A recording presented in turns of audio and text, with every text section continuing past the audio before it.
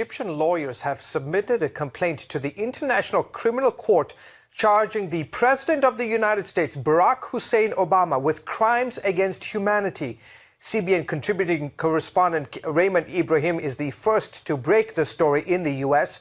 On his blog page at cbnnews.com, he cites the Egyptian newspaper El Watan, which published the complaint against President Obama. The complaint accused the president with being an accessory to the Muslim Brotherhood, which incited violence across Egypt earlier this year. Ibrahim reports that the complaint mentions Obama and several Brotherhood members in name. It adds, quote, Obama cooperated, incited and assisted the armed elements of the Muslim Brotherhood in the commission of crimes against humanity in the Arab Republic of Egypt. CBN News contributor Raymond Ibrahim joins us now by Skype. Raymond, the complaint says the president incited and assisted the Muslim Brotherhood in its crimes. In what way did he do this? Primarily, the accusation is made that he did it by his funding them monetarily, including with billions of dollars. And in fact, since this time, the plot is thickening, and we can talk about that later. But now there's even information that there's recordings of Morsi talking with Al-Qaeda, and somehow all this is involved with the U.S. and so forth. But back to this particular point, the Al-Qaeda thing is still developing. The main complaint is that he's an accessory in that he, by supporting the Brotherhood, he is supporting whatever they do. And so he gave a lot of money to them, which enabled them. Most people don't know that it's not so much that people love the Muslim Brotherhood in Egypt, but rather the Muslim Brotherhood pays and buys people off, including thugs who go around burning churches, who go around terrorizing, just people like that who will do it just for pay. And so you can see how this money being funneled really through the Obama administration to the Muslim Brotherhood is ultimately manifesting itself in all these crimes against humanity that the Muslim Brotherhood committed in recent months. And specifically to those crimes, Raymond, they're listed as torture, rape, kidnapping. Give us some examples, specific examples of how the Brotherhood committed these crimes against ordinary citizens. Certainly. This really started back when Morsi was still president, back in last December. And, people were rising up against him back then in protests and mass demonstrations. And one of the most notable is in front of what's called Ittihadiyya Palace, which is really the palace of the president. There were a lot of protesters there, and it turned out that they got attacked. They were taken to torture rooms, literally. And we have evidence of this in pictures, and tortured, and people were beaten and just sliced up. And this is one of the main well-documented ones, because all the Brotherhood supporters at the time had incited everyone, saying, anyone who rises up against Morsi, we're going to do this to him. And that's exactly what they did. And then you fast forward more recently after the ousting of Morsi, and you'll recall there was those sit-ins, or at least that's how they were described by the media, the mainstream media so-called, as sit-ins in Rabaa al-Adawiyya, for example, where you had all the Brotherhood was sitting there. And in fact, after it was cleared and people found out, people were actually killed there, slaughtered. They found mass graves of bodies of people who tried to escape. One man, there's a video of him, pictures of him, they chopped his finger off according to Sharia law because they accused him of stealing. There was the infamous sex fatwa in that context. In order to satisfy the men who were holding that ground, they could now have sex, illegal sex, including through rape with women. And all this is documented, and we have it. And so this is, as you can see right there, and just in those little particular anecdotes, various crimes against humanity. You say in your article one need only look to the fate of Egypt's Christian minority to see numerous examples of crimes against humanity. How did the Muslim Brotherhood target and persecute Christians? Immediately after the ousting of Morsi, the top Brotherhood leadership, beginning with the general guide, who's really the supreme leader, Mohammed Badia, the top guy, as well as people like Sheikh Yusuf al-Qaradawi, who's like even really the spiritual father of the Muslim Brotherhood, and any other, Safwat Higazi. These are names most people are not familiar with, but these are top Brotherhood leaders.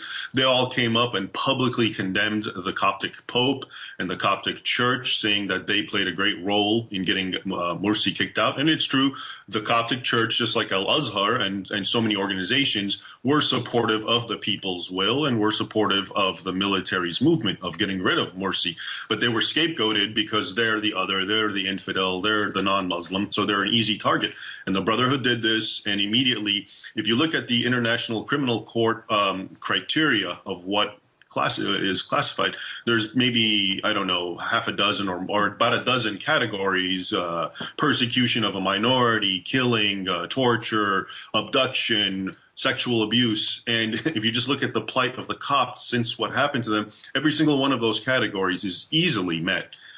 We know up to at least 80 or so churches. Some very ancient have been destroyed and burned and attacked, some transformed into mosques and so forth.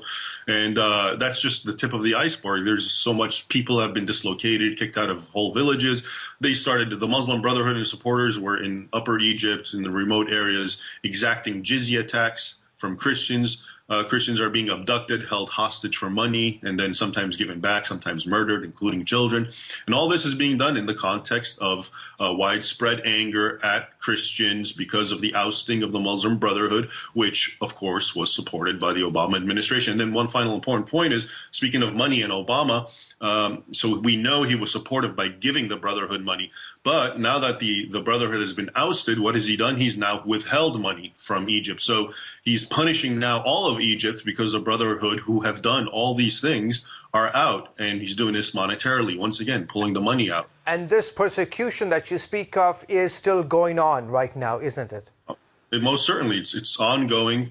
And, you know, it's just, I mean, 85 churches. Imagine if, 85 mosques were attacked, how this would be all over the media, and just all these politicians would be condemning it, chief among them Obama. And yet you get nothing but silence, and they're just being scapegoated for the Brotherhood, who is being supported. And a final tie of how we know the Obama administration is so supportive of the Brotherhood is if you look at the actions of top U.S. officials, starting with the ambassador to Egypt, Ann Patterson, who was one of the most hated figures in Egypt because of her so blatantly obvious pro-Brotherhood politics. And she actually, when people were going to revolt in the revolution, she tried to stop the Copts, saying, no, don't go out, and they were the ones who were already suffering. And she tried to get all kinds of other Egyptians not to go out. And then you have John McCain and Lindsey Graham, Hillary Clinton. All these people, by their words and deeds, have shown their support for the Muslim Brotherhood. It's very clear they want them either back in power or at least not being tried. And I believe they don't want them to be tried because a lot of ugly secrets above and beyond what we're discussing will be revealed. And why did the president align himself with the Muslim Brotherhood in the first place? Well, the Muslim Brotherhood is a very old organization. It has its tentacles everywhere. Another new report just came out talking about all the various Muslim Brotherhood operatives in America, including a lot of them are centered around D.C. The accusation is well known that they're Muslim Brotherhood members, sympathizers, and so forth in the White House, all around the government. And so, that's one aspect to it. The other aspect, of course, is just, real politics. And there's this belief that the Muslim Brotherhood is, a strong player. And so the U.S. wants to work with it, wants to support it in order that the Muslim Brotherhood, theoretically gives the U.S. what it wants, which, of course, is ridiculous for anyone to think that it will eventually. I mean, in the short term, it's one thing, but in the long term, the Muslim Brotherhood has a radical Islamic worldview and agenda, which is just as bad for the United States as it is for Copts. And one thing, having just returned from Egypt a few weeks ago, the anger against the White House, and in particular President Obama, is palpable, not just among Coptic Christians, but also secular Muslims. Can you help us understand why a large segment of the Egyptian society is angry at President Obama? Not necessarily the United States and Americans, but the White House, and in particular this administration.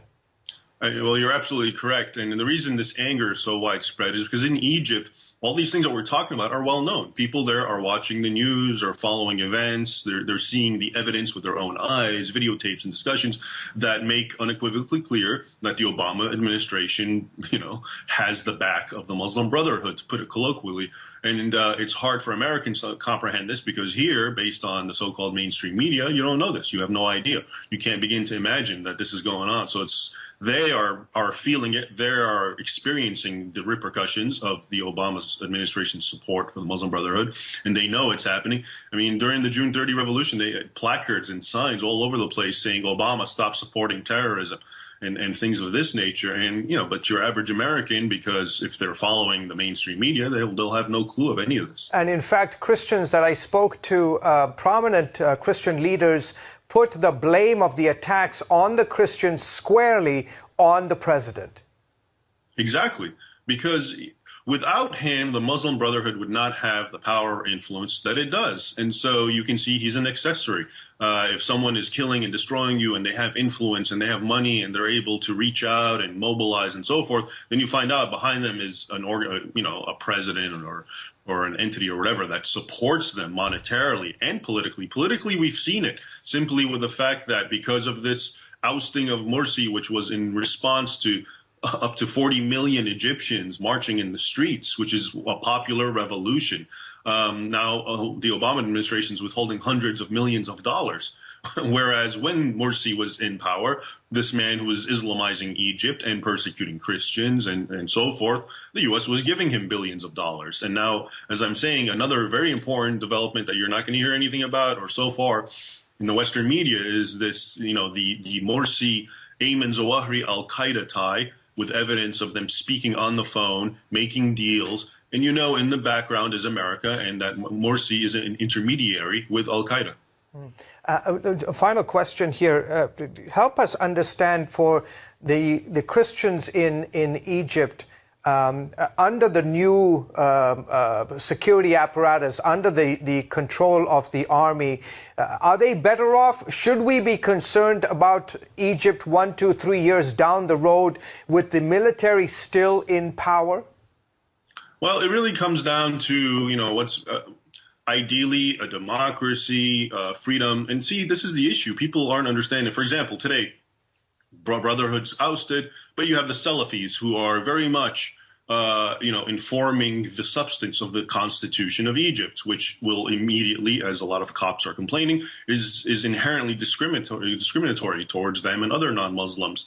So, the problem that the Copts are suffering does not begin nor does it end with the Muslim Brotherhood.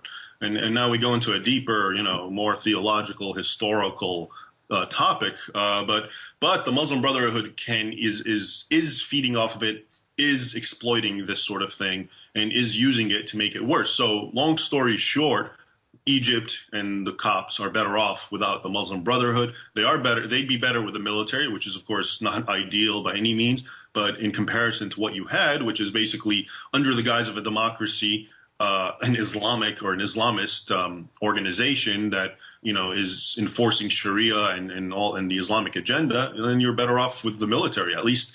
And look, Egypt's been run by autocrats and dictators and pharaohs for 5,000 years. So it's okay if we got to wait a couple of years to transition into a true positive secular, democracy, and even if it takes a little longer than it needs to or